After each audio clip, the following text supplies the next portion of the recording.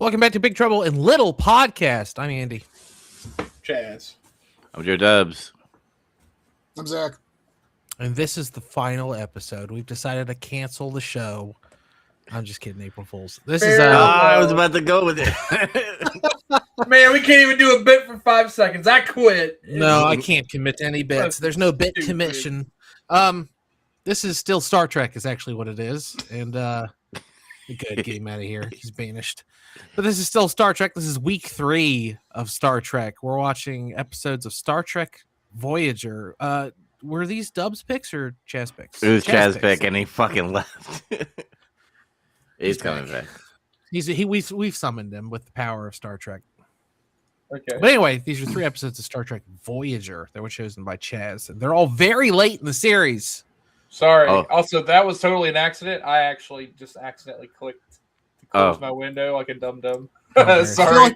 I feel like it didn't matter if they were late anyway. They kind of felt like no, yeah, 100%. Like these are all good episodes to watch because none of them. I mean, what's the overall plot of Voyager? How close to home they are? Whatever, who cares?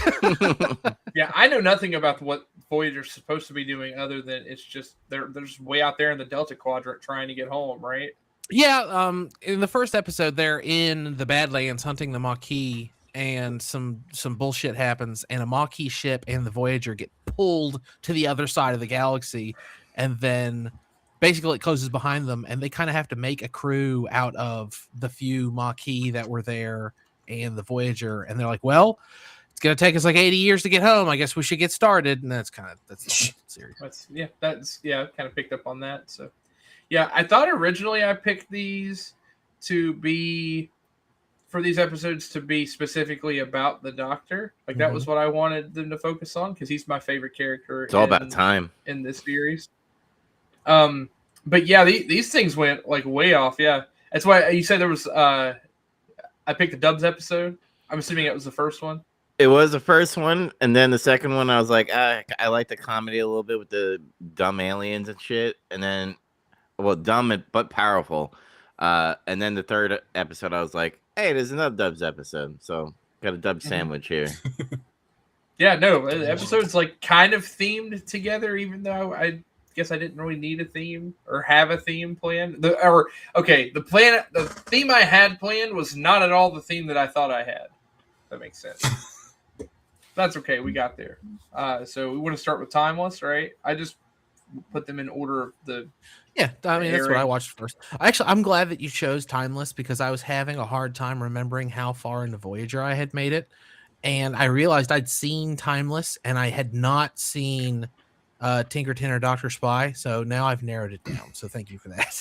You're welcome. Damn, you quit when you're almost done with it? I had no idea I was that far. If you would have asked me, I would have said, I'm probably at the end of like season 3, beginning of season 4. Nope, I was into season 5 and I had no idea. So I want to pick it back up at some point this month.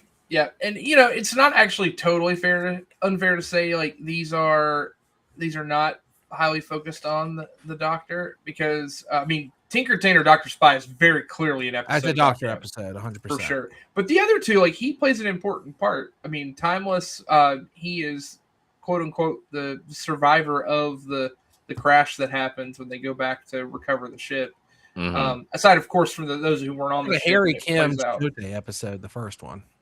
Oh, no, most definitely. But I just mean, like, he plays an important part in that he is needed in order to, they find him on the ship, and then they're able to use him in order to send the message back in time, right? So, I don't know. I don't necessarily want to do the whole, like, let's tell you everything that happens in the episode. Rather, just talk about what we liked or didn't like. I thought this was a neat episode. Admittedly, the 2 characters it really focused on that survived, I don't know too much about, but again, I've not watched a whole lot of Voyager. But they're both good examples of characters that start out boring and are more interesting the more time you spend with them. I could get that because I feel like the limited episodes I've watched focused very little on them, and like these episodes were really good. I liked the idea, and the concept they play with is, the fact that a huge mistake is made costs effectively everyone's life on the Voyager, except for them because they are the ones that were on a smaller vessel ahead of the Voyager to try to guide them through. They were on the Delta time Flyer, which is the plot convenience ship. Yeah. So anyway, they're so many years in the future, and it really dabbles with Kim's regret. I guess is it Chakotay? Is that his name? Yeah, Chakotay. Yeah. It deals with both of their regrets of what had happened, and the survivor's guilt. I mean, that's what the episode's effectively about, and like how far do you go to actually change the past? All the way. And they really do go too far, and it's interesting because it's. I mean, you look at it from one perspective, and it's like, okay, well, obviously they have to do this in order to keep the show going, find out what happens, but also, like, it is kind of wrong, right? Like, if you screw up, it's like, it sucks, and you want to go back and fix it, but at the same time, like, you were also impacting trillions of lives in doing so. It's such a weird and interesting concept, right? That sucks about it. And I'm gonna insult this episode, and then I'm gonna kind of pay it a compliment.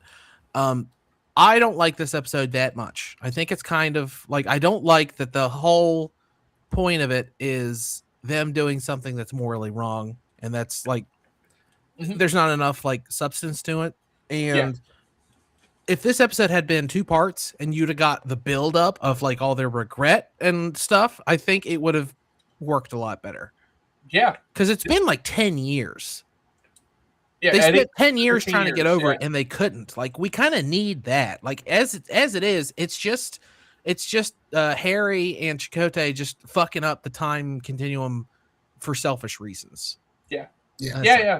This would be a great 2-part episode to start a season. If you just didn't have an obvious cliffhanger at the end have the Voyager crash in the first episode. It's like, oh my God, what are they doing? And then do everything else. Yeah, that'd be perfect. Yeah, I totally agree. And it's like you do lose the meat of that. And like, because you don't get to sit with the weight of all that regret, it makes you very quickly decide, do you want to side with them for the sake of like moving the plot along and bring back those characters that you've been watching? Or do you feel like morally, okay, this is wrong? And it is a weird thing because, again, a lot of these types of shows, when you have the character build up, you want to walk away learning something. And I feel like they learned the wrong thing kind of toward the end. But I do like that at some point, at least the episode makes you face that dilemma in like Geordi. Also, it's kind of cool that Geordi is the one chasing them down, right? Yeah, that's exciting. That's cool. Yeah, that was a cool bit. I like that. Didn't you say he directed this episode? Yeah, LeVar Burton directs this episode. Oh, really? Okay, that's kind of cool too. All right, send your email to him and the writers, Andy, about how stupid. I don't think he's going to listen to me. Yeah, I'm sure he gets all kinds of emails from all kinds of Reddit neckbeards about do this, do that. This sucked. Why did they do this? Yeah. In this episode, they clearly hit the same rib twice, yet it predicts 2 distinct tones. I hope someone got fired over that blunder. Put your stupid visor back on, you retard. Why doesn't he wear the visor anymore? Fuck you and the reading rainbow. You weren't that great in Roots. I wouldn't go that far. That's why I did the accent of some like racist dude. I don't know. It's okay. So anyway, I think the episode, it does give you something very weighty, and it does leave like a little bit of a sour taste in your mouth. Like that, I agree with Andy. I enjoyed the idea of this episode, but when you actually have to like put rubber to the road, again, nothing important is learned from it. And again, you actually morally really fucked up a bunch of lives just for the selfishness of your own mistake. So that's like, it's not cool. I mean, the same concept, again, this is the same argument someone could use about the Avengers. Like the whole Infinity War thing, like half the universe is wiped and you go back and fix it. But by doing so, you have impacted trillions of lives that were affected that don't get to go back. And I mean, it's a very similar concept. If you go back in time and fix something, you screw up a lot of other stuff. We don't fuck with time. Yeah, we just don't do it. But he had a whole organization for it or whatever. But he had a human problem. Oh, the TVA, yeah. He had a human problem that he just had a heavy burden of all his crewmates being killed based off of his cockiness. Because I do like in the beginning where he was like, "Yeah, I could do this. Let's do it, bro." Like he had that like tone. And then all of a sudden it's like, then you see like 15 years in the future and stuff. He's like, I'm not that man anymore, man. I'm depressed. And he was anxious. He thought they were going to go home. Like, yeah. This is season 5. Like, they've been fucking around in the Delta Quadrant for a while now. And this is after they retconned that sort of the year of hell thing. I don't know. A bunch of heavy stuff has happened. Some characters have died and stuff, and everyone's sick to death of it. And he's all mad. He's like, I'm the third wheel. I hear them fucking. Like that's what he's like literally saying. Like, yeah, they're having sex. Yeah. Yeah. Settle down, Harry. I don't know. I think like the whole like I'm just gonna go back and fix time and screw up a bunch of stuff. Like if you can't deal with the weight of your own mistake, then I mean, like, don't be a pussy about it. Just like kill yourself and move on. This was definitely like someone came up with this concept and everyone really liked it, and then they had to write 45 minutes of television about it. So yeah. Again, nothing to do about back and had that idea. I think it's one of those things where the idea is really cool, and that's probably what happened. Is a bunch of people were just like a little intoxicated on something or another, and thought, "Yeah, this would be a really cool idea, right?" And it just doesn't quite land because of, again, like you're given the impossible decision of how to feel about it, right? I don't know. I think that's great sci-fi. It's supposed to make you consider some kind of ethical conundrum. It did that. Yeah. Well, this is gonna sound fucked up, but the only people that know that their life is not gonna exist is Geordi LaForge and Starfleet. Rest of the fucking universe are just like, I don't know, let's play chess or whatever fucking video game is out there, and they're all gone. They don't fucking know that. That's always like, don't think about it too much because your head will spin. Like the Federation is like a tiny percentage of, spacefaring people in the universe, right? And they have all these time altering things constantly. So just imagine how many time altering potentials there were in the Romulan Empire or in the Dominion or in everywhere else that we don't even know about. Like how many people are fucking with the timeline and we just don't even realize it. It's just, and then you're like I said, your head spins and you smell eggs. And well, they have that. Yeah, it's deja vu. Like, they have that department, right? The one that we saw in Deep Space Nine with the whole timeline. Well, that's the thing. The Federation has that, but what about all these other civilizations, all these other empires, all these other spacefaring peoples? Mm-hmm. Yeah, who knows? Time's already been fucked with a bunch. We just don't know it yet. Yeah, and then you've got like the Q continuum out there, just doing whatever they want, whenever they want. Like, I mean, why even police it? There's so much chaos in the universe. Didn't they fuck with time in Star Trek Generations movie too? And then they fucked with time in the other ones, the First Contact. Yep. Uh-huh. Yeah, but it was. It's a constant theme. You fuck with time. But the heroes did it. If the heroes do it, it's okay. Like it's fine. Said. It's for good reasons. Mm-hmm. So, Michael, they are. Speaking of selfish, if you had a chance to change time because some loved one or a group of loved ones died, and you had that one shot that Harry Kim had, would you take it? Probably.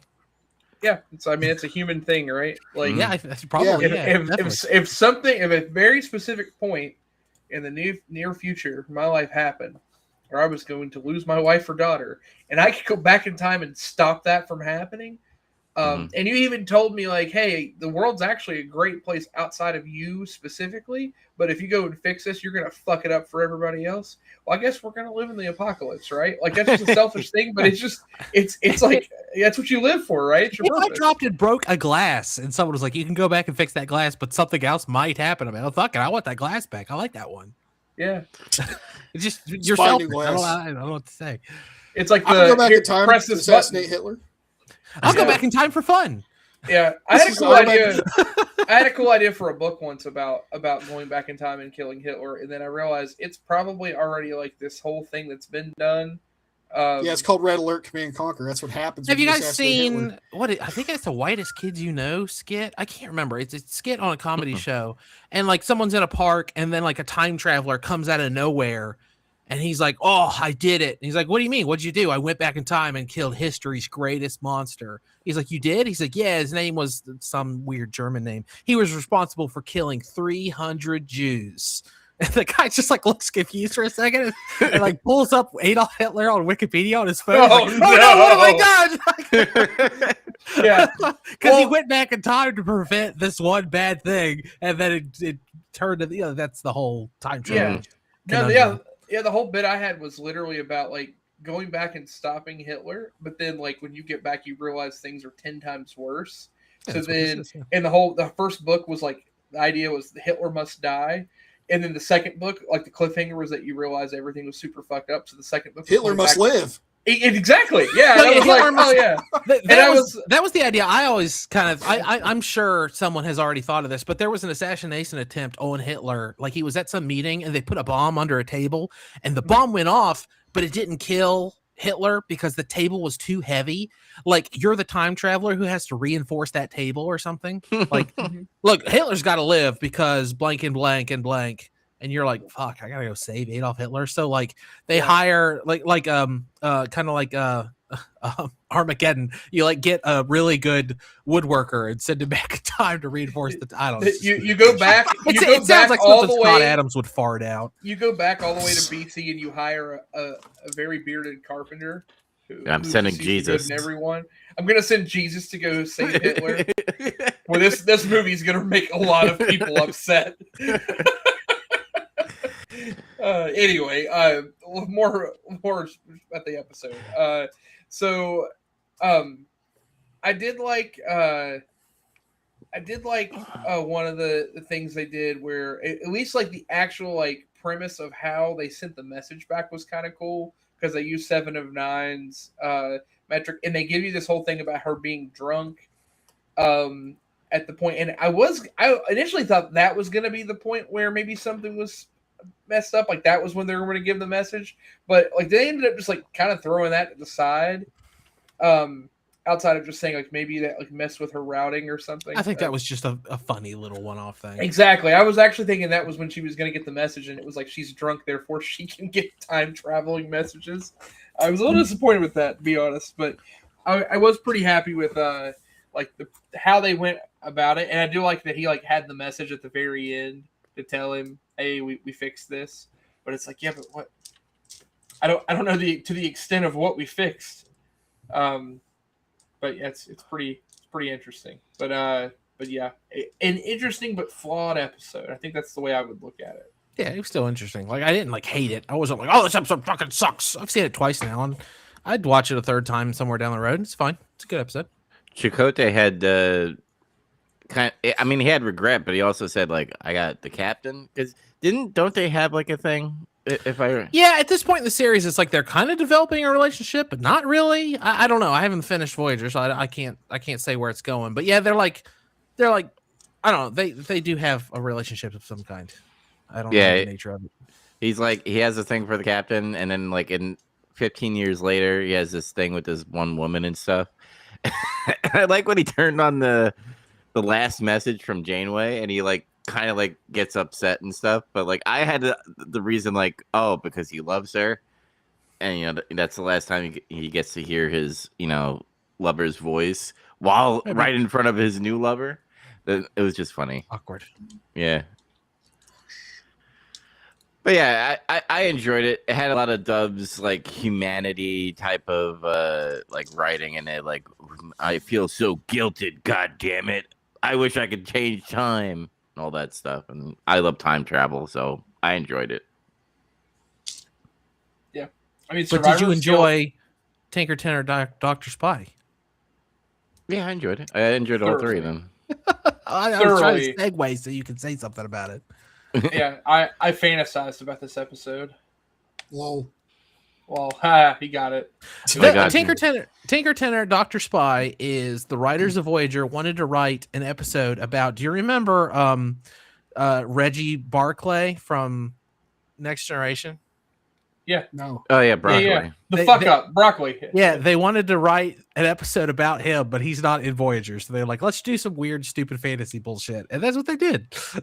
I've already watched a DS9, spoilers, I watched a DS9 episode that's actually similar to this too. That it was kind of neat. And then, I'll talk about it later. But yeah, I guess they always try to find a way to do this whole thing of private, like invasion of privacy on one's fantasies and imaginations. Yeah. Well, if you haven't noticed, at this point in time in Star Trek, all their templates are being overused because hint for next episode is kind of a episode that we reviewed in Next Generation just with Voyager. But you see the templates, time travel, fantasies that are going on. The Doctor wants to fuck all the women. He wants 7 of 9. He loves that Borgas. He loves the Klingon and Janeway. You know, it touched my back, my lower back, my ass cheek. Lower Yeah. than that. There it is. And they're just looking at her like, you fucking bitch. Yeah. Yeah. Well, Very and it's kind of embarrassing. neat because his effectively he sees himself as being capable of doing anything, and he wants to make everyone proud of him and do as much as he possibly can. But also, he also sees the persona of, oh, well, if I'm like this, then and I'm perceived in my hologram as a male, to where I've identified like, yes, I want all the ladies to be all over me. I'm a ladies' man. Like, it's just kind of a funny thing that these women are like. It seems clamoring arbitrary, over. right? That he would decide. Yeah. Yeah. Yeah, no, it totally does. Yeah, it's just like, oh, by the way, I'm also just great with the ladies. He's just an awesome badass. That's how he perceives himself. Yeah. What was those like? I don't know, cat in a hat fucking type of designs of enemies and shit. Like they look. Yeah, what are those guys? Yeah. I like them. I think they look cool. Yeah. Yeah, they do. They actually look Like, pretty good. there's only so many weird ridges you can put on people's foreheads to make them look like different kinds of aliens. Okay. Or like a spoon in the ridge of their nose. That thing. Yeah.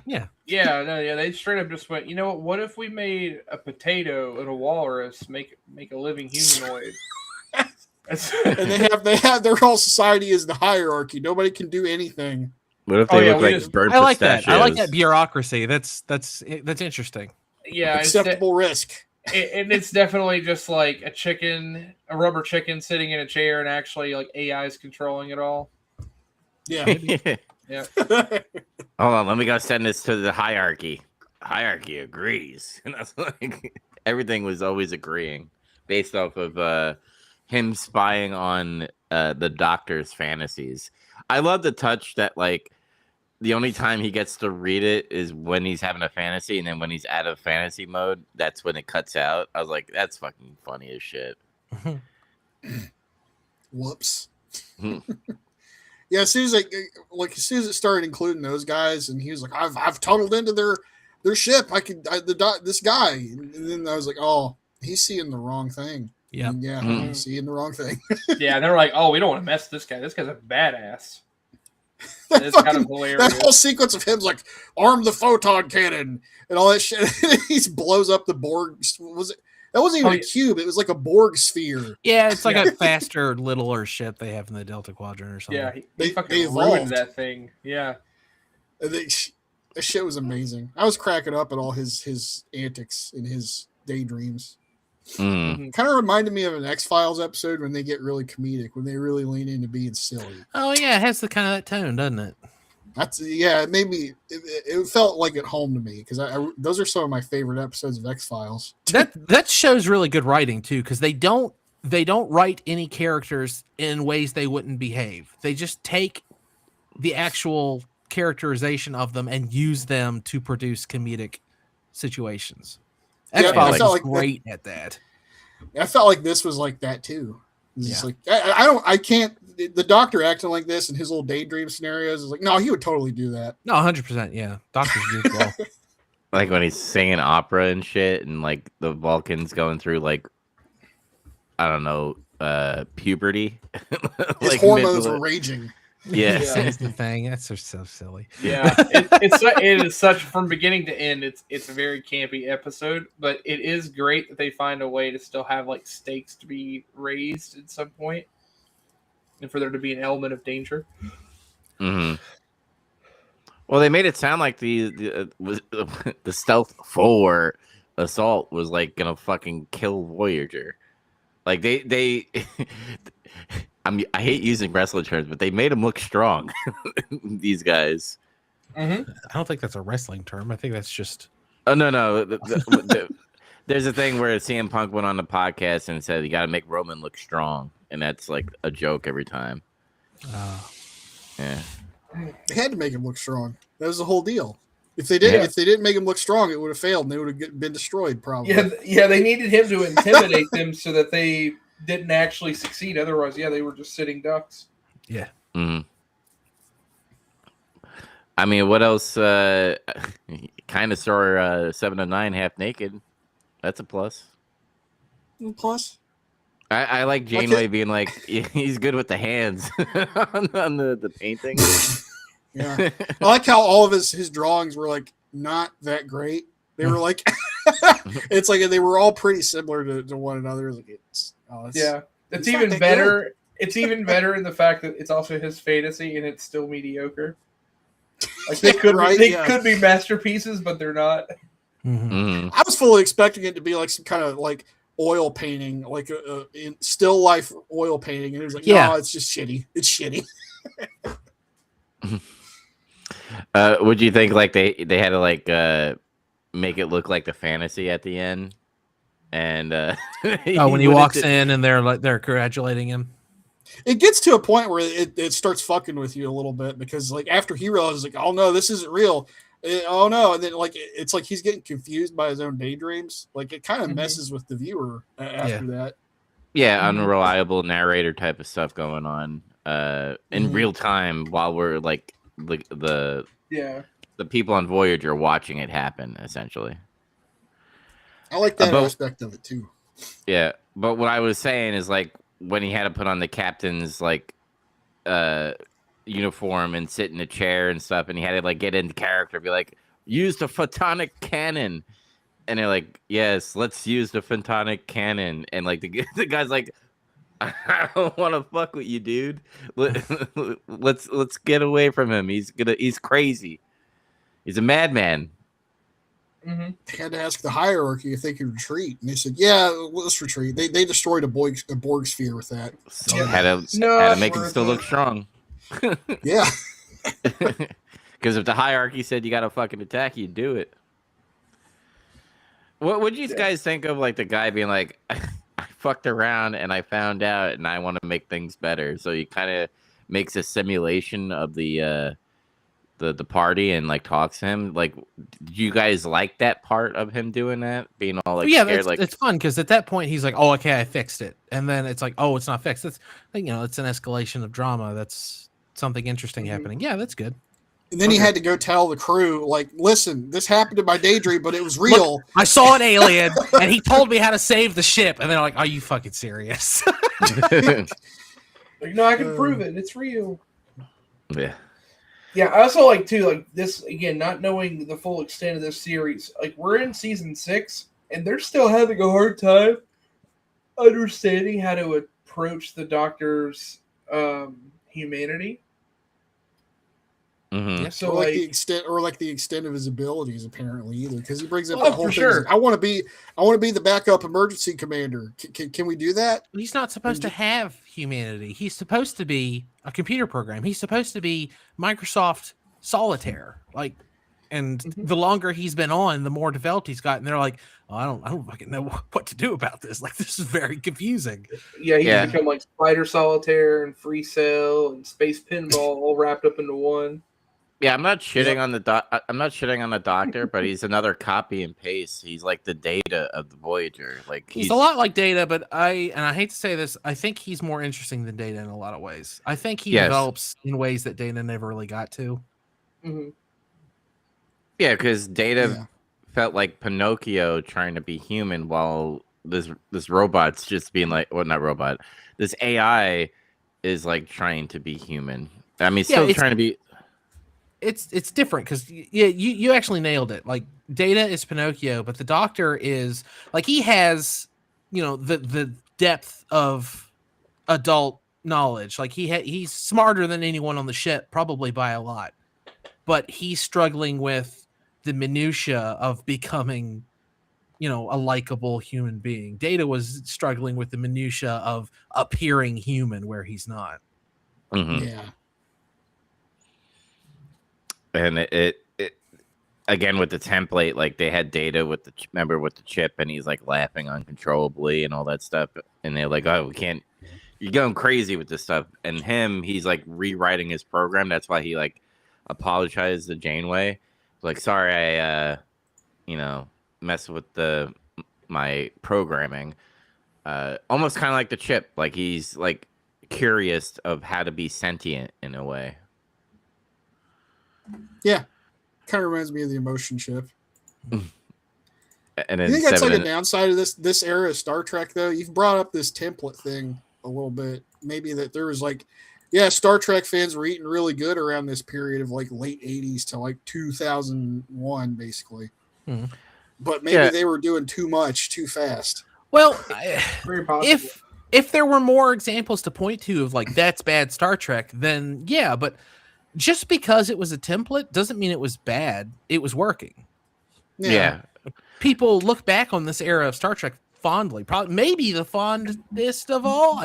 Either this or obviously what came before the movies and the original show. But it's just there are some episodes that are, not great, stinkers maybe here and there, but by and large, all three series are really great. So cookie cutter or not, those are some delicious cookies. Yeah, Sure. they're still baked. They're still baking good. But it is repetitive at time, and the writing is still good. Where I'm just like, I'll have another chocolate chip cookie. I still love them. Yep. Yeah. I always like hearing that. There's a good there's someone who does wrestling stuff, and he always makes that analogy to food, and it's like, oh, this match was just a cheeseburger, therefore it's bad. And he's like, no, that's stupid. I love cheeseburgers. Like, yes, cheeseburgers can be made wrong, but most of the time a cheeseburger's a cheeseburger. Or like pizza. It's like, it's still pizza. Like, you still like pizza, right? Like, you're not stupid, are you? So I don't know. I think it's like the same thing. It's like, just because it's some of the more of the same doesn't mean it's bad. Yeah. Speaking of templates, though, this next one is a another template, I think. Yeah. So remember when we were? I already forgot the name of the title. It's a fuck. But when Picard like had a life within seconds of that planet, remember that one? Yeah. Yeah, he we learns watched how to it. play that. Isn't it like Eye of the Beholder or something like that? No, that's not it. I think so. I think that's the name of it. No. Oh man, when I hear it, I'm gonna be frustrated with myself for forgetting. Oh. But anyway, like Picard passes The out Inner in Light. that episode. and- Like that's it. yeah. You just have the top 10 Next Generation episodes, and most of the lists will have it in the top 3. It's a great episode. It's like he out and lives that life. This one Voyager becomes that life when they send people down to that planet because that's like Oh, sorry, you cut out for a second.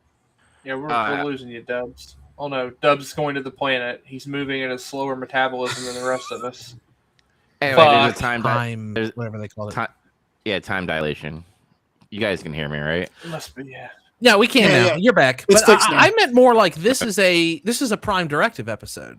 Every Star Trek has Prime Directive episodes. Yep. There's some kind of a moral conundrum. Should we interfere in this planet? We have good reason to interfere. But the Prime Directive is pretty clear that we shouldn't. And it's like, yeah, but we should because of these reasons. Prime Directive episode. I like these. I'll go ahead and just say it. I fucking love this episode. This was really good. This is the best of the 3 in my book.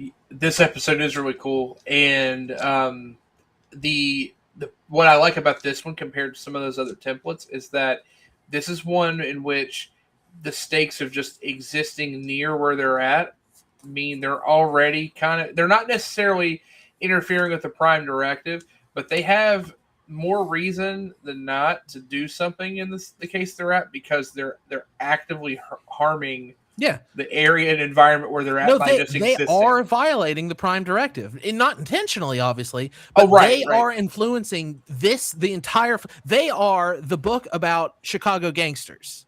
Yeah, the Voyager. Yeah, like absolutely. 100%. If they weren't there, this society, this civilization would have developed completely differently.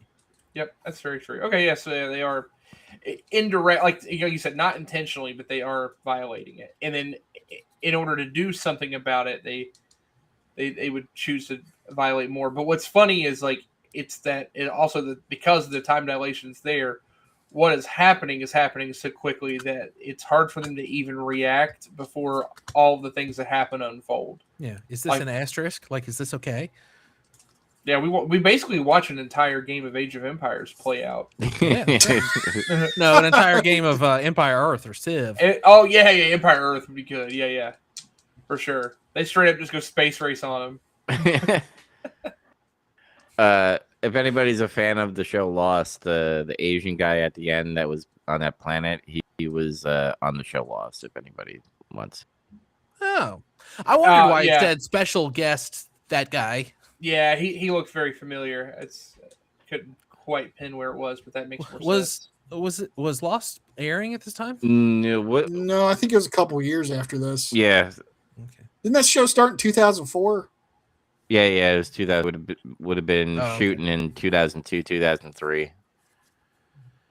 He might have been in some other TV show before that. Yeah, probably. Well, after Lost, he was in the fucking new Hawaii 5-0. We used to watch that show too. I watch bad shows too. If anybody, that's fine. Yeah, he's a part of the CBS syndicate family.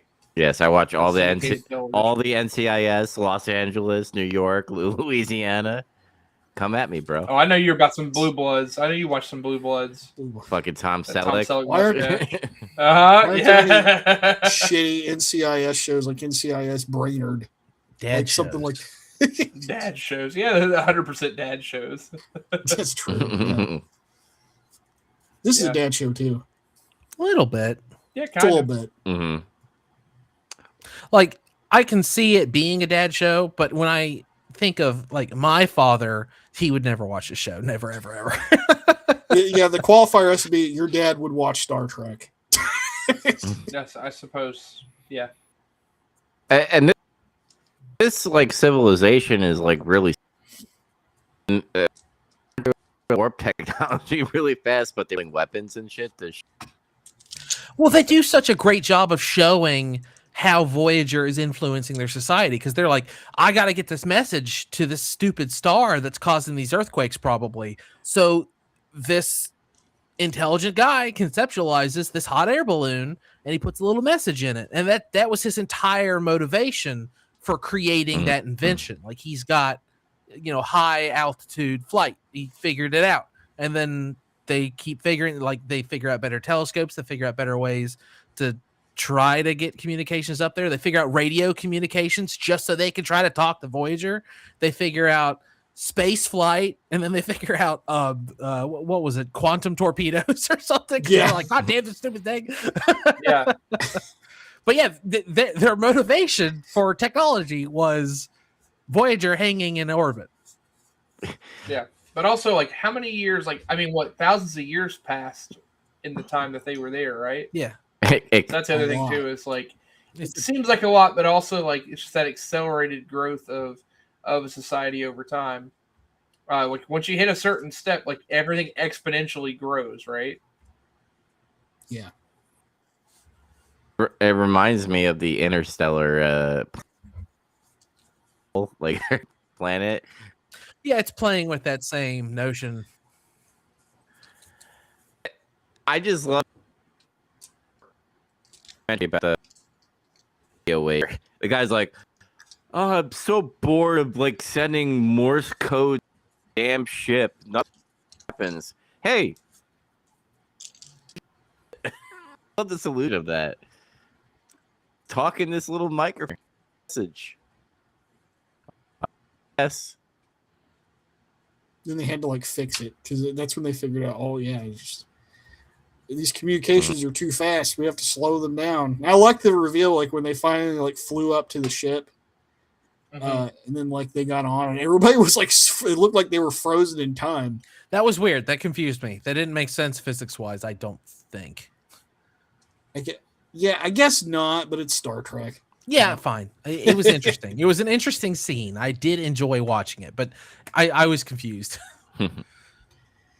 I don't really know how that would work. I suppose The closer you get to the gravity event, the faster time gets, right? So as they got further away from the surface of the planet, time would get closer to the regular time in the rest of the universe, I would think. But then Voyager slipping into the orbit of this thing would make them lose years, and that's not fun for the story. So I don't, stupid Star Trek bullshit. It's fine. Star Trek bullshit. They use the excuse that their fucking biological clock or whatever was too fast and it had to adjust to this new environment. That's what they tried to explain it as. Yeah, they got the time bends.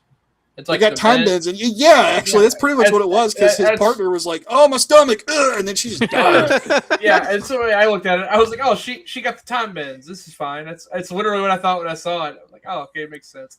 Time nitrogen exploded in her heart. The time nitrogen, yeah, it's what it was. What it made me think of though is the issue of when they were checking to see what was going on with everyone. They realize they're there and everyone's frozen still, but then all their like normal like physiologic things, like physiology itself was still normal. So it's like, how could on a cellular level everything is moving at the same speed they are, but then at a macro level it's not? It doesn't make any sense. But again, you don't think that hard about it. So I would have liked them to see something that is normally moving really quickly, and it's like going like it's barely perceivably. Like if someone was shuffling cards, you should have seen like the cards barely moving, and that should have been them figuring it out. It would have accentuated like the dilation of time. Yeah, cool. Yeah, I agree. That would have been a neat thing to see, or like someone pouring something, and they were like they get there. Neelix was pouring coffee for Captain Janeway. Oh yeah, but it's I don't know. Maybe they could have just like displayed it better. Yeah, and then like when time like synced up and stuff, they're like, "Oh shit, 2 people are on a bridge. What the hell?" Yeah. By the way, that is my one complaint with the episodes that you chose. Not enough Neelix. Mm-hmm. I'm that guy. There's 2 camps of Voyager fans. You love Neelix or you hate him. I fucking love him. Neelix rules. Why would people hate him? I don't know, because they don't like fun. They're losers. They don't like fun. Okay. I don't know. Neelix is cool. He's interesting. I'll find out later. So the Doctor went down to the planet, and he's been for 3 years, right? It was like 10 seconds or some shit. He was there for like 3 years. Well, it takes a little longer for them to like find him. Like they kind of got to scramble. So they have a few hours or something. Yeah, but it just, to me, it looked like the way it took place. It was like, okay, they waited a few seconds and then they tried to bring him back and then they couldn't. Yeah, and that's what happened. And then they kept it stretched out longer than what they intended, and it was like within, I don't know, half a minute, 45 seconds they brought him back. Did I miss? Like, oh my god! Did I miss like how long? Like there's hours in the day of this planet. Did they like go specifics? I thought when they were sending him down initially, they said, "We're going to put you down for 3 seconds. That'll be about 2 days." I thought. Yeah, that's what they said. And then B'Elanna counts 1 1,000, 2 1,000, 3 1,000, and they try to bring him back. Yeah, it's like nope. Because he had like deep knowledge of like the fucking sports rivalry and whatever sport they were talking about. That's a funny conversation. Yeah. I like that part. Yeah, I like it too. But a lot of that has to do with just how long he was there. And then I thought it was kind of cool whenever he has a conversation after about how he had a son. I was like, how? I like that his name is Jason, and the guy's like, that's a weird name. Yeah. He's like, wait, aren't you a hologram? He's like, it's a long story. It's a long story. Yeah, tell the story. What do you mean it's a long story? God damn it. Yeah, just say you adopted him or something. I don't know. Yeah, like maybe it's a stepkid or something. I don't know. Yeah. So it's like, what? Can he like produce now? Can he like go like physical planets and shoot his? That's what made like, because in the last episode, it's like all the women want me or whatever. Yeah, but you're a hologram. Like, what's the point? Like, he wouldn't have a libido. He wouldn't have a sex drive. He's just light, right? Mm-hmm. Question mark. Unless he programs himself to have a sex drive. Unless he programs himself to do that. But you can't program yourself to have semen. So what? Yes, you can. You can do that. Can you? It's light semen. I don't know. Yeah. Light semen. So I don't know. He just explains it away with that one little joke. It's a long story. Yeah, I mean, maybe he irradiated her eggs with a massive surge Yeah, of I'm sure UV, it's and a test tube bullshit or something. and it created a hologram sun baby. He synthesized Ric Flair. Something. Woo! Just Something was synthesized somewhere. fucking hot dog skin child. Stem cell proteins or some nonsense, and he programmed him to do something. I don't know. That or they just found a surrogate or something. He just like found some guy. Let's say with that he fucking make babies with sperm or whatever. But he went down. He pumped and dumped a chick. had a kid and got beamed back. And he's like, "Well, fuck them kids." He went out for milk one day and never came back. They could have done a whole episode about him being broken up about leaving behind a family, for Christ's sake. Yeah, They could have, yeah. but maybe they were like, "We can't do another Picard episode, so we just got to make it." Yeah. Yeah, we can't do Actually- a copy of that. Actually, I could There's- see an entire premise of that episode. It'd be similar to the one where he had to like make the decision on which one to save, and the other person died. They like play the premise of him having someone where he's having like weird like dreams and thoughts about something that he can't explain, or he's having nightmares, and it turns out this situation happened with this planet, and he had a family for years, and then all of a sudden lost them, and it was like super traumatic and fucked up his programming, so they had to reset him to not remember it, and Damn. he was fighting the corruption of the file to remember it, and he finally did. We watched this one, didn't we? And that's what I'm saying. Like we watched an episode Okay, where he killed, or he had two people that were dying, and he had to pick one. Right. yeah. Yeah. We It's watched like- this one. Yeah. Well, right. Well, so that was about that. It was like that very same framework, but you could use it about this family. Like he's regretting like not being able to see his family, and he's upset and sad, but he doesn't know why. And Well, that's there's already like there's an early Doctor episode where I can't remember the exact circumstances of it, but he has to like live on the holodeck for a while, and he develops a relationship and like gives himself a name. But then at the end of the episode, he decides not to use the name because he feels like he's died or something. I can't remember the exact what happens. Oh, So it interesting. has because they're like, oh, doctor, you need to give yourself a name. And throughout the episode, he comes up with like a couple like, oh, it'll be this, and they're all like super famous, like obvious doctors from history. Mhm. And then he comes up with one that he uses with this woman that he falls in love with, and I can't remember. She dies or he something happens, and he's like, no, that name's gone now. Like that life has passed. And then the rest of the series, he just kind of pretends that he doesn't want the name or something. I don't know. Maybe he has one. I don't know. He's in that new Star Trek show. Does he have a name in it, or is he still just the Doctor? I think he's just a doctor. The emergency, whatever hologram program. The EHS. EHS. There you go. What about the ECS? Whoa. But yeah, Oh man. this was a good episode. I really enjoyed it. And it was like This is one of my favorite episodes of Voyager. Yeah. blink of Yeah, it is a cool episode. indeed. You guys ready to learn? I hope you guys really like Voyager. I like the deep end of Voyager because I'm going to the deep end as well. Oh man, I'm sick of it. Already.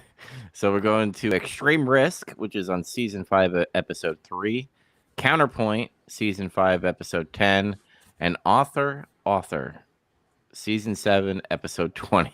near the end. It's going to be almost the last episode of the show. Yeah. But I picked themes based off of grief, and then the other two I just chose because it was on a list, and I chose it. Yeah. You know, it'd be such a troll. You know how sometimes you have these like syndicated shows or like sitcom shows, and they do one of those like episode. It's like a long flashback episode where they like it's literally just like bit moments about every character because oh no, we're moving away, and it just does like all that. What if there was a Star Trek episode like that, and like that was a whole like gimmick in the show, and then just to be an asshole, you picked a series in an episode of Star Trek none of us have watched, and that was the episode you chose, and we had to watch a flashback episode with no fucking context. Didn't we do that with Enterprise? I already did that to you guys. Yeah, sort of. Yeah. We watched an episode of Enterprise where everyone is their mirror versions. Yeah. We don't know the regular version, so we didn't appreciate the mirror version. Oh, but he's a But jerk he already here. fucked us. He already did it. Yeah. That's actually true. Yeah, fair enough. Fair enough. Honestly, secretly, and it's too late now. The episodes are out. I was secretly hoping Dubs would choose just 3 Enterprise episodes because I want him to champion that show to me. Like I want to watch that show. Yeah, you're not giving me a reason to like Scott Bakula. I just think he's a prick. Scott Bakula. Why did you choose? Why did both of you choose Voyager? Neither of you. I mean, I chose Voyager last year, so that was They my. can Yeah, Salted you've each never other. seen it though. Why Voyager? I You just like the Doctor? Yeah. All right. Well, fair enough. I mean, the thing is like, I'm not gonna lie, I kind of thought Dubs was gonna pick TNG. yeah, that And would have been the way to go. Yeah, right, and I was like, well, someone's gonna pick that. I figured you're gonna pick DS9. I you can figured Zach was gonna pick the original series. So I was thought, counting on that. well, Voyager makes the most sense. Or we just dabble into something completely out of left field. And I was like, I'll play it safe. I like the Doctor well enough. Let's watch more. I mean, you guys are always choosing like the Jordan Peele Twilight Zone and the '80s Twilight Zone. I figured someone was going to choose like Discovery or like the Lower Decks to be an asshole. No, I just chose Voyager because I like the cast. Fun to watch. I don't know if that's the right to choose. Is Voyager your favorite cast? No, it's fun. My Deep Space Nine. That's always best. TNG is good. Yeah, Deep Space Nine's the best one. I love Chakotay. He has a nice arc. And Janeway. Yeah, he gets injured. Like he starts kind of lame. Yeah. Janeway's a good captain. I won't say she's the best because I think Cisco's the best card. And I'm gonna put Kirk over Janeway, but Janeway's a good, strong character. I think that's why that lady from that planet had to die because there's too many strong women on that bridge. She just had to just get vaporized. She's like, too many. But yeah, those are the episodes to watch for Voyager. Are you ready for? We're gonna revisit the best captain. Yeah, someday we'll we come will. back to that. No, I think next week. I think we're gonna visit it again because the things you just said about Janeway are correct, but the way you compared her to some other captains was interesting to me. So we're gonna come back. We're gonna come back to that. I can't tell if Dubs can hear me. He keeps freezing. Oh, yeah, there we go. Dubs briefly had a stroke, and then we got a silent stinger. It's Wait, I don't even know. Was that actually silent? Yeah, I it's saw okay. it. We saw it. working. I'm not gonna. so No, I didn't. Oh, buddy, your face is like melting on my screen. You look So like you didn't even see it. Picasso painting in real time. What is happening? All right, everything's devolving. Let's Dubs already took us there. We're there. We're in it. We're in the post credits scene. Zach, why don't you go first? Okay, I didn't do a whole lot. Liar. Well, I did a lot, but I didn't do a lot of different things. Oh, It was just a lot of certain things. You focused. A lot of the same Focus. shit. I did a watched- bunch of Gundam stuff. Yeah, I did do that. I guess I'll start with that first. We went to the first new type challenge I could ever go to. So did Andy. He was there too. I was there. What did you place? Do you know? Oh, never Fucking mind. asked. Never mind. I forget I asked. I'm sorry. That was the big spoiler. Is like I lost every fucking game. Yeah, I'm sorry. I God, forgot you about that. I fucking did suck that. at this game, man. Maybe you should pick something else. Oh, hey, he turned up with like I'm this kidding, I'm kidding. edgy original deck, and everyone else was just playing like Wing and Blurple and fucking White Red and stuff. There were 3 Yeah. clan decks there. I wasn't original. I thought I was gonna be cool. 3 clan decks. Oh man, you got At least you had balls. I was the only man there. I mean, it's one of those things. You got to pick what you want in a card game. Do you want to play something original and be like the guy that's doing your own thing, or do you want to win? Yeah. Or Original. Yeah. neither. Are Or you gonna neither. pick? You could also do neither. You could pick meta, suck ass, and also still lose. A lot of people do that. I don't want to play meta because if I lose, I have nothing to blame. Though, to be fair, the guy who got second had something pretty cool too. So it's called skill diff, dog. Yeah. Are you going to Just be the handicapping Dan of Street myself. Fighter? I don't know. Like the whole thing is like I built this Dan is deck. the No. Dan of Street I Fighter. heard say Dan is the Dan of Street Fighter. Dubs, you're the Yeah, wait a Dan minute. of Yeah, hang on. Big Trouble podcast for that one. Are you going to be Street Fighter's Dan to the Gundam card game? I think is what he meant to say. Yeah, that's what I meant to Yeah. say. Well, my whole thing is I built this deck and I play tested it online a bunch, and I did it online. It did pretty good. Like, you know, it's like I had a little around a 50-ish% win rate. I felt like if I could get better luck in real life, you know, it would work out. And then I went over there and lost every fucking game. Well, I mean, if you stick with it, that deck's getting a ton of support at the end of the month. Oh, I'm not deleting it or anything. I'm not Yeah. deleting it out of my rotation. But for right now, I'm gonna like just put it away. I think I'm done messing around with it for right now. It has been 'cause shamed. I feel like I've exhausted every possibility I can do with it right now, really. So, like any other changes I can make to it are just minor incremental changes. So it is what it is. It's okay. I don't care that it doesn't bother me that much that I lost every game. Just go back to the drawing board and come up with something else. You still had That's fun, all. right? I had fun. It was fine. I don't know what else to say about doing the Gundam stuff. I mean, I guess that's it. I watched the Suzuka Grand Prix over the weekend. I watched that also. That was pretty good. You know, it was all right. It was pretty good. It was pretty good. It was better than last year's Japanese Grand Prix. Like I was trying to get the most out of it because now there's a big long gap to the next race, and it sucks so much. Yeah, it's really almost like 2 months. I didn't realize it was going to be Yeah, that so long. it's a month and a lot of change. But yeah, I think what I'm starting to notice is maybe with these newer cars, some of these tracks where it used to be like almost nothing would happen. Maybe they're going to be a little more interesting moving forward. I hope so. There's still a lot of conversation about the way things are now and whether it's good or not. Yeah, I know there's some people that are complaining. It's like, there's no point in passing because I just get repassed. And it's like, yeah, I guess. Like I have started realizing what it is. I'm still enjoying it. Like I'll be a contrarian and say, you know, I like it. I still like watching these races and the pass repass. It's exciting. But I did realize something while watching Suzuka actually is there are a lot of passes and I'm enjoying it and there's a lot of action. But last year, when there would be a pass, like I would get like thrilled. Like if it was exciting enough, it'd be like, you know, yell in the living room kind of excitement. That's gone. There's no really dramatic passes anymore. It's just too mundane.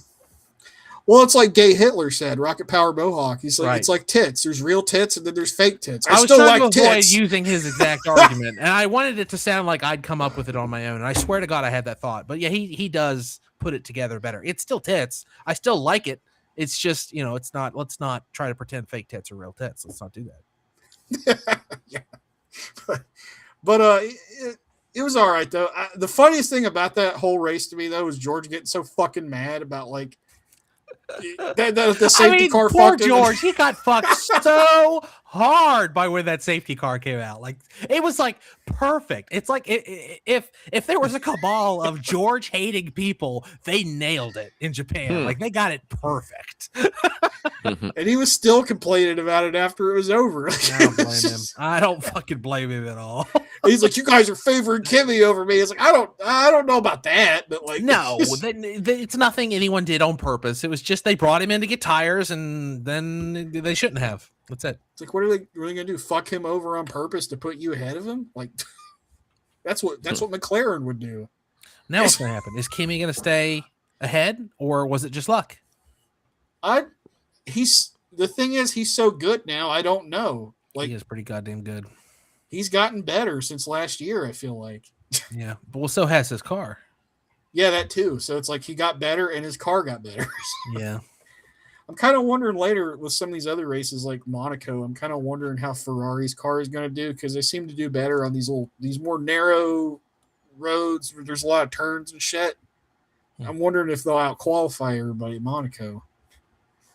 But we'll see. That would mean you guess. win. If you out-qualify Monaco, you win, Monaco. Yeah, I don't think these cars are small enough that Reed can pass at Monaco still. I think they're still too big. Monaco's for a that. waste of time anyway. Yeah, I didn't watch it last year. I just decided I'm not going to fucking watch it. I'll watch it because I'm a mark or whatever, but I won't enjoy it. I'll bitch the whole time. The whole 2 hours, I will bitch. You could do like something else at least. You could like have it on and then do something else. Maybe that's Jerk what I'll off, do yeah, this good time. idea. Maybe Yeah, jerk off, yeah. Other than that, I watched a couple movies. I watched Heretic from 2024. Yeah, has- yeah. God dang, I forgot his name already. I always conflate him with the other Hugh Grant. Hugh Grant. Yeah.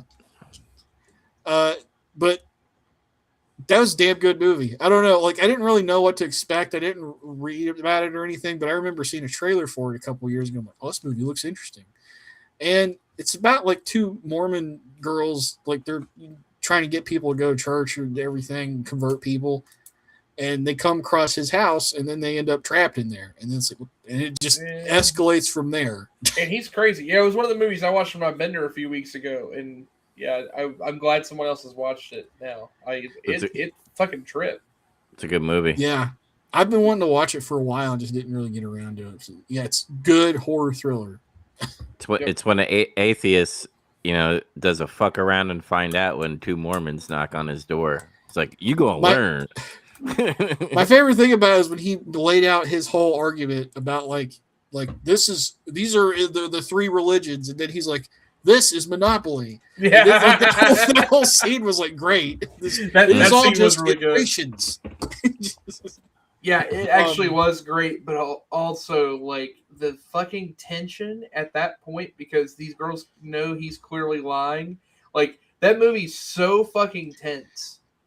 Like I know, especially because and it was great too, because when he's like, they're in that room, and he's just like, you can leave if you want. There's the door, but there's two doors, and the one girl just goes to the other door and she opens it, and then she makes this face like this mortified face, but you never see what she sees. So then you're like, what the fuck did she see behind that door? And then it doesn't show you for like another 15 minutes or something. mm-hmm. Turns out it's just a creepy basement, I guess. But it's just Snore. yeah, sorry I spoiled it, but I had to, I guess. But that's a cool movie. Check it out. It's on HBO Max. And I also watched Fargo. Hell yeah. Oh, yeah. The Yeah, Coen good brothers, stuff. the one from the 90s? Oh yeah, oh yeah. Good. Oh, yeah. yeah. Oh yeah. Yeah, we're up from Brainerd. Yeah, we've got the giant Paul Bunyan. Yeah. I love that movie. Man, I'd watch that movie once a year for the rest of my life and not get sick of it. It's interesting. Yeah, I liked it, but I don't know that I liked it. I mean, I'm not sure. I've never talked to anybody else. It's kind of a movie you gotta let sit for a minute. Yeah, I mean, when I was watching it, I was actually enjoying it, but I feel like it was for different reasons, maybe than what other people like it. That's what I was going to say. Is I've never talked to anybody about this movie that likes it. I don't know why they like it. You never talked to anybody that likes. Say that again. Fargo. I've never talked to anybody about Fargo before because I just never seen it before. Oh, okay. Yeah, and they didn't want to spoil it for you or whatever. Sure, yeah. So it's what I was liking about it was just the weird vibe it has. Yeah, the tone. And then there's two sides of it though. There's this fucked up weird underbelly-ish aspect of it, and then there's Margie and all these nice regular Midwest people. Yeah, that's what it's about. It's about this horrible violence underneath the mundanity of just regular Midwest folks. It reminded me of Blue Velvet, but it's not as crazy as Blue Velvet. Right. It's kind of the same thing. It's like Blue Velvet is even more so a picturesque 50s style, nice. Think about the first few shots of Blue Velvet, and then it's about crime and murder and stuff. yeah, fucking underneath. crazy asshole with his fucking weird inhalant. Kind of the same. Fargo's kind of the same thing in a way, but also it's full of dry humor.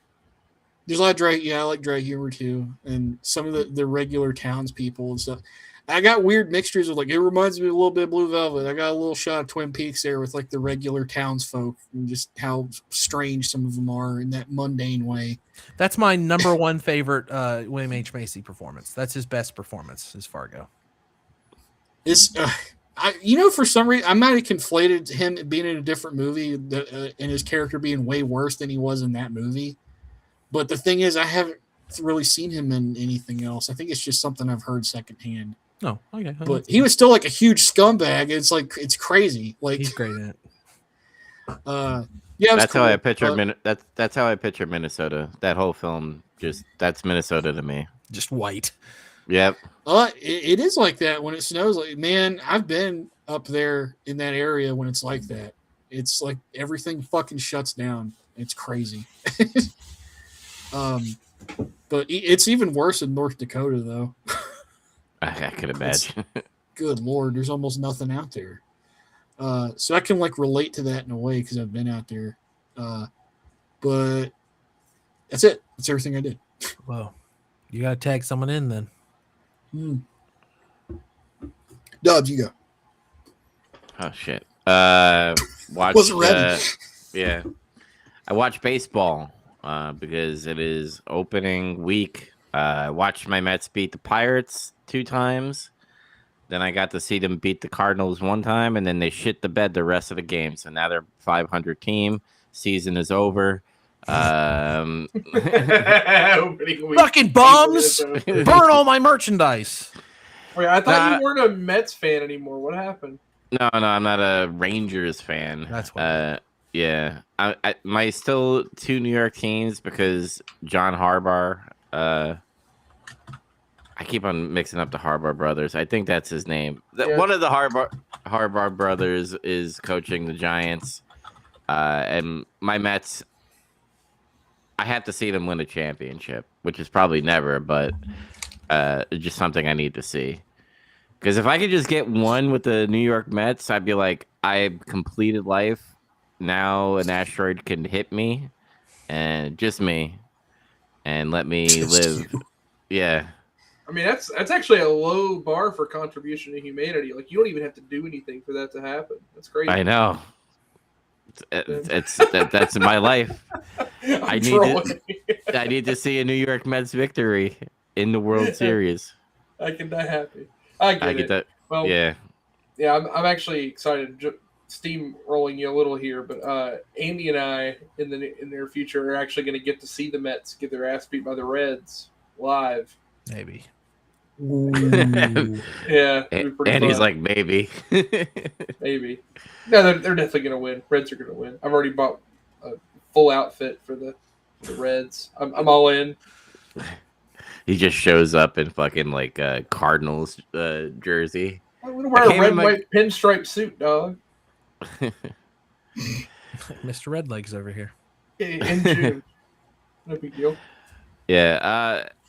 Yeah, I'm excited for baseball. Kind of hoping the Mets work out their shit. I think our pitching is good. I think the closing pitcher is going to save us some good games. I don't want to bore you guys with the Mets. I pray to the baseball gods that you give me a World Series. If not, I will die. Go to hell with you. Yeah, go to hell. I didn't play any games. I'm trying to think if I did play any games, which means I probably didn't play any games. Not even NHL. That's what I was gonna say. You played NHL and you blacked out from rage or something. Twitch thinks you did when you guys went live with that Lost in Nightmares, and it said you were playing NHL the whole time. You fucked us up, Dubs. You fucked us up on Twitch. I gotta get all the NHL people to watch our Resident Evil Requiem. It's actually a lot of crossover in this game. Yeah. It's actually code because when he's playing NHL, he feels lost in a nightmare. That's what it is. Whoa. Yeah. NHL is a horror game. Yeah, if you think about it, all the money that you spend on the cards. I'm not saying I do that. I'm not a DSP with fucking wrestling. Well, I did absolutely nothing besides baseball, so I'm boring this week as usual. Chaz. All right.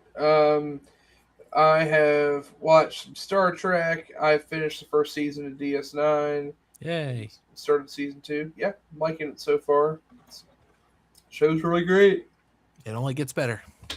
Yeah, the last episode was interesting because it was like the last 3 or 4 episodes really go heavy on the Bajor stuff. So it kind of came out of nowhere as opposed to focusing on other characters.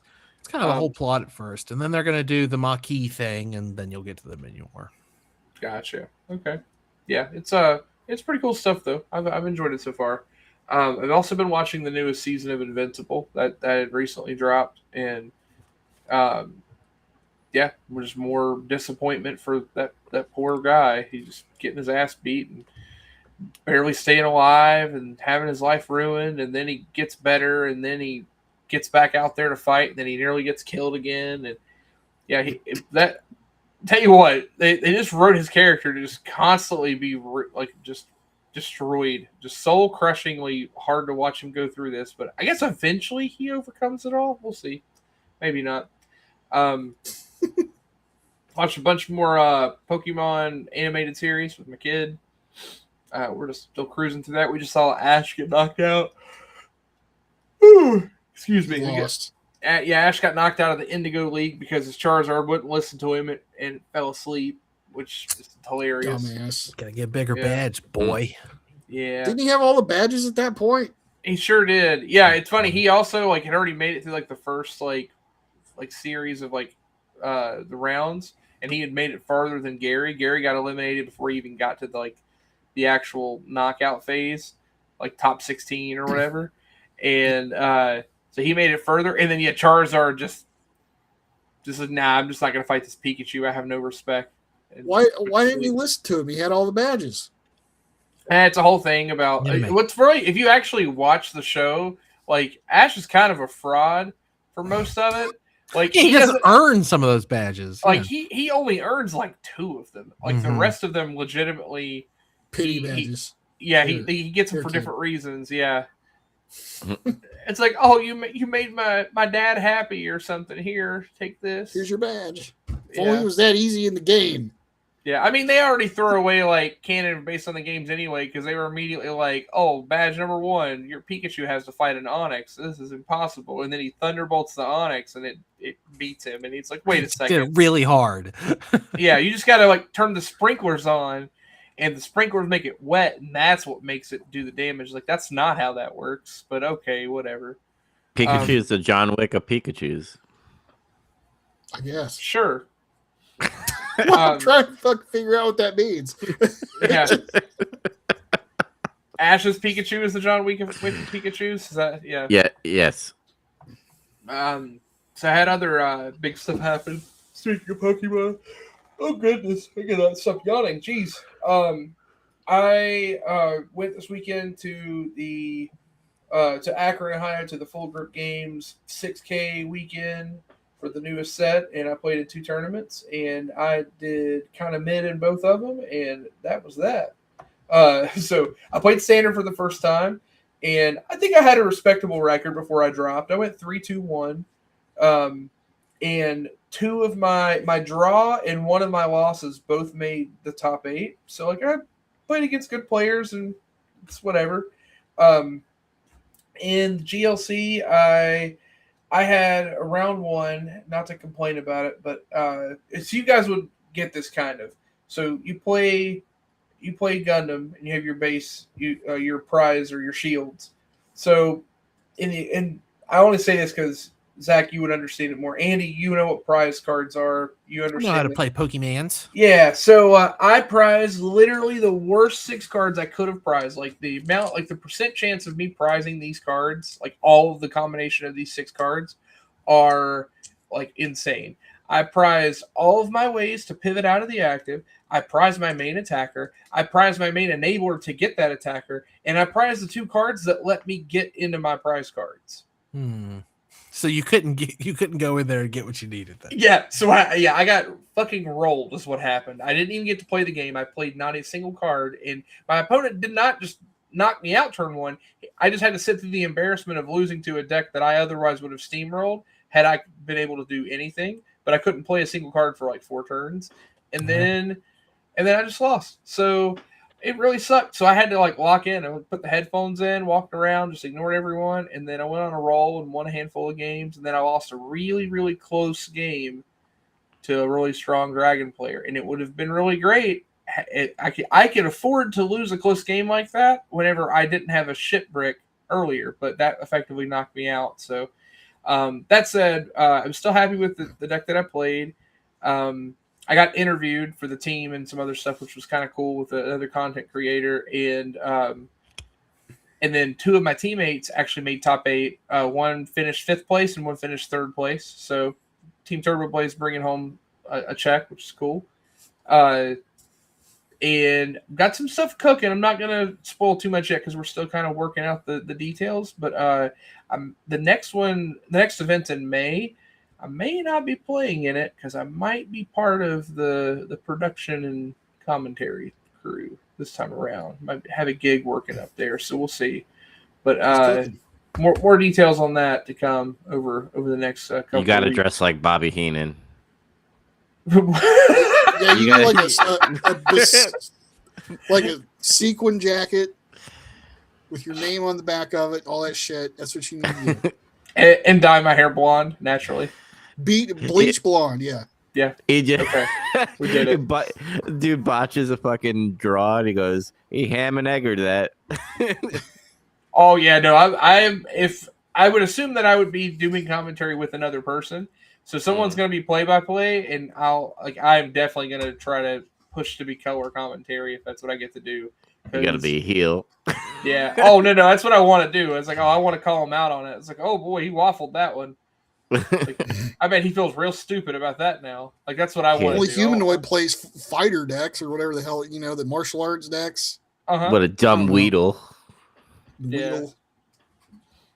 But yeah, I think it'll be fun though. I'm excited to see how that's going to work out. But let's see. Within the weekend though, I also got to just hang out with the team, which was great. Played a lot of Super Smash Bros. Because turns out that there's some crossover there, and also got really drunk and randomly played some Ultra Street Fighter too, and that was cool. Yeah, just had a good time overall with the team. I'm trying to think if there's anything else. I think I'd mentioned it already before, but I'm also like going through a very stressful process of being under contract for a new house. And of course, with all those things, none of it can go smoothly. So there's been some hiccups, but we're working through all that. This will be, let's see, based on when we're airing now, I probably only have a couple more episodes where the setup will look like this before I move, and then hopefully have time to get my setup ready. So then we'll do a mid-season finale. Yeah, and then we'll have. It's funny because I have 2 very important choices to make, and some of them will factor on whether I can get the internet set up correctly and whatnot. But the basement level has a very large room that I can set my stuff in, and have like an open stream room, but like obviously acoustics will be affected by that. But there's also just this one room inside the basement with no windows that's small, and it seems like the temperature stays pretty steady. As long as I can put the internet in there and have the or an Ethernet cable long enough to go around and come in that room, then I will probably put myself in that room and put padding basically all around it, and then I might go like all in on like the streamer setup type of thing. Like I'm gonna, I'll have my Pokemon collection stuff, and I'll have a table to the side where I have things set up, and then I'll have a bunch of different aesthetics set up so I can change like the color of the room and everything. I think it'd be real cool. Yeah. So looking forward to it. It's exciting stuff. I haven't been able to do that type of thing. I've been locked in this little like bedroom dungeon for the last couple of years, and I'm ready to get back out and have a man cave again. It's exciting. But yeah, other than that, I've got nothing else. Sandy, I think it's up to you now. All right. Well, luckily, you guys have covered a lot of the stuff I did. Watched a little baseball, watched Japanese Grand Prix, played Gundam. I got 9th, I think. I think I got 9th. I went 2 and 3. Damn, I mean, you might as well have lost all your rounds. Jeez. Might as well have lost. Honestly, the last game. I mean, I don't want to be be like a real man on purpose, but the last game, I got just a bad draw, and I was like, ah, fuck it. Let's see how funny this can be. I played the exact same unit with the exact same pilot 3 turns in a row just because I could, and it wasn't the smartest move. It was just too funny to be like, nah, here's the exact same G-Quux, and guess what? Here's Machu again for the 3rd time in a row, and we laughed, and it was fun. I was gonna lose anyway, so fuck it. But anyway, almost done with Mobile Suit Gundam Zeta. Just I like it. Whatever. I'm not gonna bore you guys with that. Still watching Trailer Park Boys when it's time for something silly. I think I'm in season 5. I don't know. I forget how short seasons and episodes of that show are. Yeah, in the earlier seasons, like they're really short, and then they get a bit longer as the season series gets later. I'm getting to that point. I'm getting to the point where the seasons are like real season lengths, because like season 1 is like 6 episodes, and then there are 8 episodes for a minute. Yeah, you're getting a full season status. I didn't say are you at the part yet where Leahy's had the whole total mental breakdown yet? Yeah, I just passed where I was supposed to watch the first movie, but I didn't watch it. Okay. You got to let the liquor do the talking. Yeah. Randy, I am the liquor. Oh, God. Randy. Fuck. No, Mr. Lee, you just keep saying Randy. Randy. I'm so deep in DS9, but this is now the 3rd time I've talked about Trailer Park Boys today alone.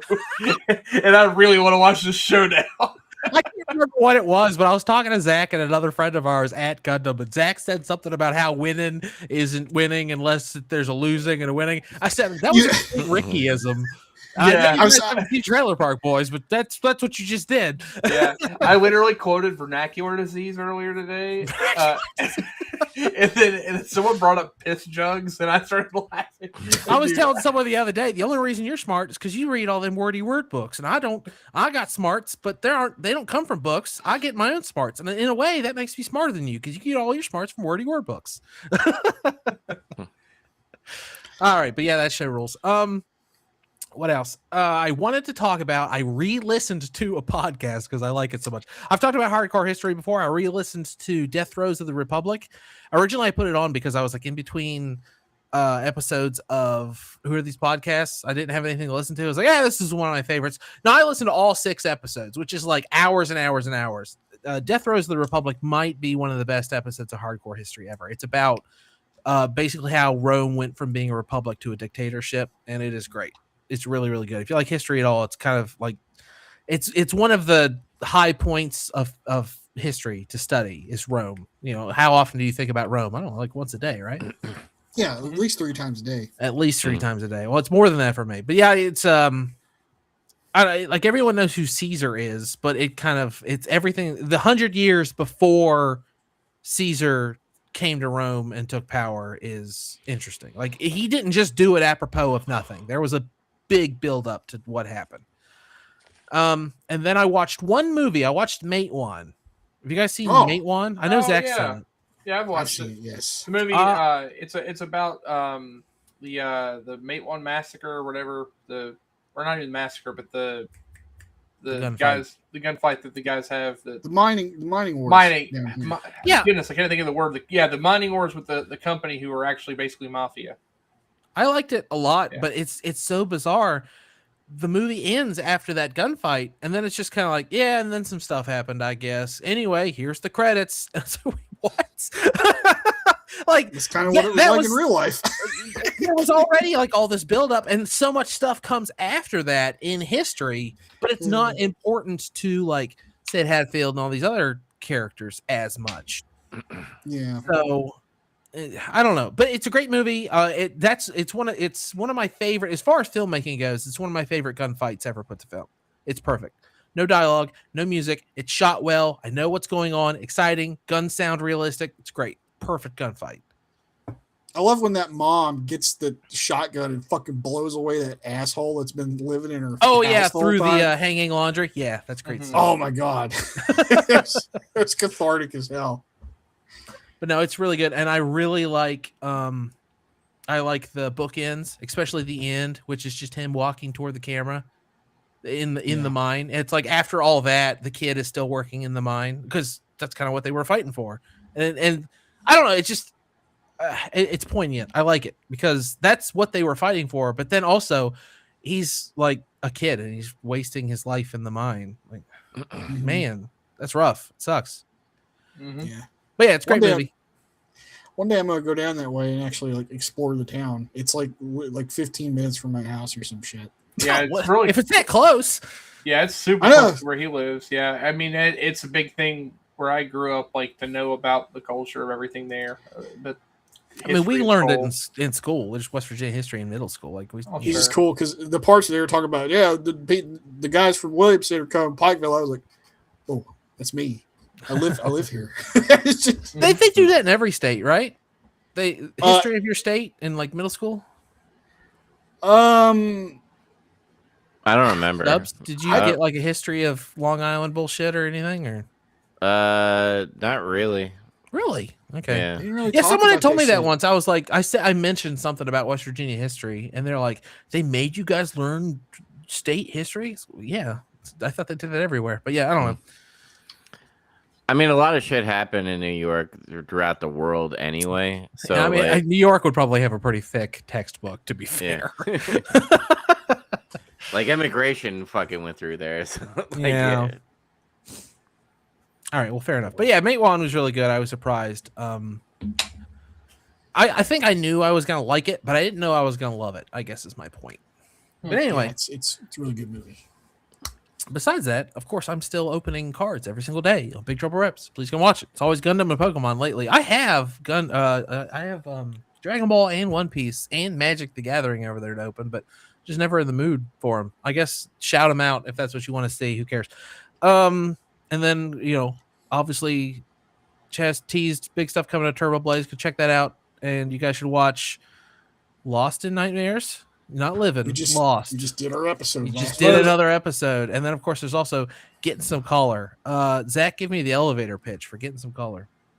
Get Some Color is about two dudes who are taking the journey of when the Monday Night Wars started, when the two biggest North American wrestling companies were fighting for supremacy on TV and in pay-per-view. What do you guys offer that I don't get from like the Monday Night Wars documentary on the WWE network? It's two regular fans just talking about like what went on and what we actually thought about it, instead of like documentaries that are just they're Trying gonna to sell a product. they're gonna be real safe about how they talk about the company, and they're always gonna talk real positive about what WWE was doing and everything. Nice. Mhm. So I've we're not seen, gonna do that. I've seen a few episodes, and I fucking hate wrestling, so that'll tell you something about its quality. Yeah, Andy does the cover art chat. Who's better, the Miz or the Undertaker? I'll never forget that guy. That was so strange. Randy Savage or the Miz? Fucking Randy Savage. Are you brain dead? What the fuck? So go check out Getting Some Color if you want to hear more about that stupid bullshit. But in the meantime, also make sure you go watch 3 more episodes of Star Trek Voyager. We talked about them earlier in this episode, and I already forgot what they're called, but that's too bad. Make sure you also like, comment, and subscribe on this webcast, and follow us anywhere you can get podcasts: Spotify, Google Podcast, iTunes, and YouTube for video. It rules. You get it first. YouTube is the earliest one, but if you want a nice refined product, you can wait. Honestly, I'm usually a waiter myself. I want the good stuff. But yeah, thanks for listening, and we'll see you again next week. Yeah, don't piss in your pants. Bye. Bye. Don't piss in jugs. Big trouble.